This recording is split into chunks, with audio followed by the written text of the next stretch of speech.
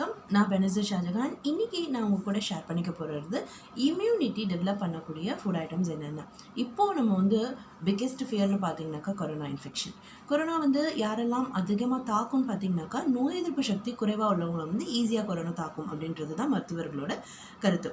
நோய் எதிர்ப்பு சக்தி பெரும்பாலும் சிறிய குழந்தைகள், அதாவது ஒரு 3 இயர்ஸ்லேருந்து 10 இயர்ஸ்க்கு உள்ளே இருக்கக்கூடிய குழந்தைகளுக்கு வந்து நோய் எதிர்ப்பு சக்தி குறைவாக இருக்கும். அது மட்டும் இல்லாமல் 50 வயதுக்கு மேற்பட்ட வயதானவர்களுக்கு வந்து நோய் எதிர்ப்பு சக்தி மிகவும் குறைவாக இருக்கும்.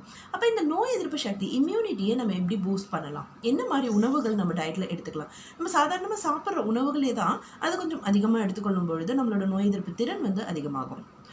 கீரை வகைகள், காய்கறிகள் இதை வந்து அதிகமாக நம்ம சாப்பிடணும். ஃபார் எக்ஸாம்பிள் கீரைகளில் பார்த்தீங்கன்னாக்கா வைட்டமின் சி மட்டும் இல்லை, vitamin d, vitamin e, vitamin k இது எல்லாமே பல கீரைகளில் கிடைக்குது.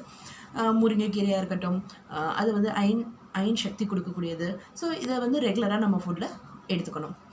ப்ரொக்கோலி, ரெட் கேப்சிகம் இதெல்லாம் வந்து நம்மளோட இம்யூனிட்டியை நல்லாவே இன்க்ரீஸ் பண்ணக்கூடிய ஒரு ஃபுட் ஐட்டம்ஸ்.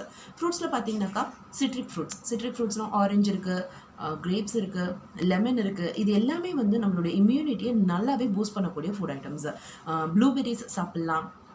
அண்ட் நெல்லிக்காய் இருக்கு இல்லையா, நெல்லிக்காய் வந்து ரொம்ப ரொம்ப நல்லது.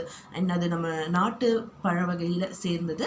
ஸோ நெல்லிக்காய் வந்து டெய்லியும் நீங்கள் ரெகுலராக சின்ன நெல்லிக்காய் சாப்பிடக்கூடாது, பெரிய நெல்லிக்காய் சாப்பிடலாம். அது ரொம்பவே நல்லது.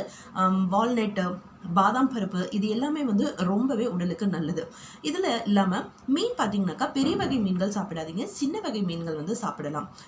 சிக்கன் வந்து நாட்டுக்கோழி சிக்கன் நீங்கள் எடுத்துக்கும் போது அதில் இயற்கையாகவே பென்சிலினோட தன்மை இருக்குது. ஸோ உங்கள் உடம்புக்கு தேவையான ஒரு நல்ல ஒரு பூஸ்டிங் இம்யூன் சிஸ்டம் கொடுக்கக்கூடியது இந்த நாட்டுக்கோழியில் இருக்குது. ஸோ இது மாதிரி பார்த்து இம்யூனிட்டியை இன்க்ரீஸ் பண்ணக்கூடிய ஃபுட் ஐட்டம்ஸை உங்கள் டயட்டில் நீங்கள் ஆட் பண்ணிக்கோங்க. நன்றி.